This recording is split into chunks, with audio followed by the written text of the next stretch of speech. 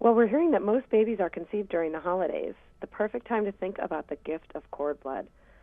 Many gifts will be exchanged this holiday season, but few may have the power to keep your family's legacy healthy. And since most babies are conceived during the holiday season, between Christmas and New Year's, this is the perfect time to think about the gifts we give to family that can change a life. Joining us today to tell us a little bit about this miracle, cord blood banking, is Dr. Riley McAllister, a family practice physician and co-author of the Mommy MD Guide to Pregnancy and Birth. She's currently working to consult with Cord Blood Registry, raising awareness about cord blood banking to empower patients to take action for their family's health. Also joining us is Shelley Conley, a mom who knows all too well that no one can predict the future. Her daughter Peyton's health condition and infusion of her own stem cells saved her life. Welcome, ladies. Thank you for having us. Thanks so much for having us. It's a pleasure to be with you today. So, Dr. McAllister, let's start with you. What is cord blood banking, and how is cord blood collected? Cord blood banking is actually the collection of a baby's umbilical cord blood in the moments after birth. So it's just simply withdrawn with a needle and a syringe from the baby's umbilical cord. And this is painless and safe for both mom and baby. And if this blood weren't collected, then it might or would otherwise be thrown away, discarded as medical waste. So in fact, 90% of all cord blood is discarded as medical waste. So very important, because cord blood is a rich source of very powerful stem cells. And these are kind of the master cells of the body. Right now, these cells are being used to treat over 80 different diseases, and FDA-regulated clinical trials are showing tremendous promise when these stem cells are used to treat conditions such as autism, pediatric stroke, traumatic brain injury, and so on. So the future is very exciting with the use of cord blood banking. That's amazing, some of those conditions it can treat. So are there some families, doctor, who should more closely consider family cord blood banking options than others?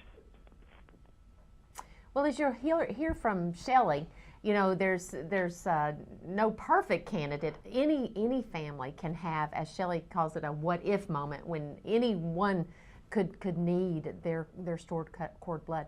But really, you know, there are some families that should consider very carefully banking their baby's cord blood.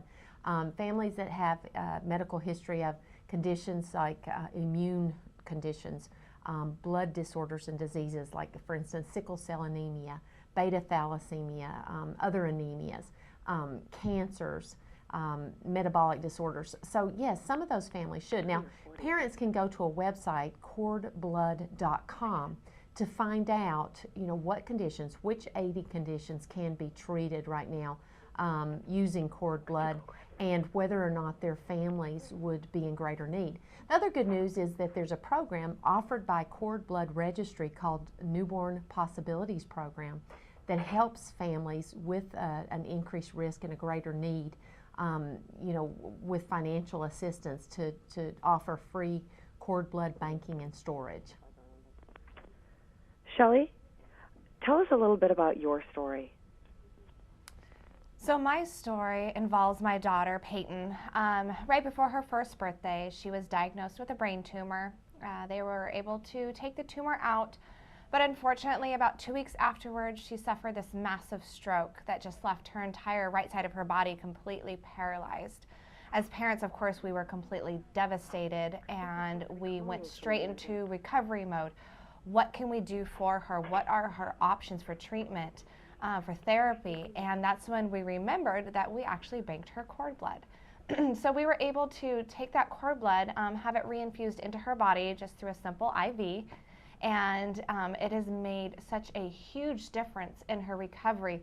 She is able to move the right side of her body. She's able to run. She's able to swing, ride a bike. Her speech and language has come back tremendously. So we are so fortunate that we took that step and banked our baby's cord blood. Doctor, tell us, where can we go for more information? There's a lot of great information on the website cordblood.com, and also on my website at mommymdguides.com. You know, parents should take the time, go to the website, educate themselves, and become informed so they can make a really good decision for themselves, and to have an informed conversation with their physicians. Amazing information, ladies. Thank you so much for joining us today. Thanks for having us. It's a pleasure to be with you. Thank you so much.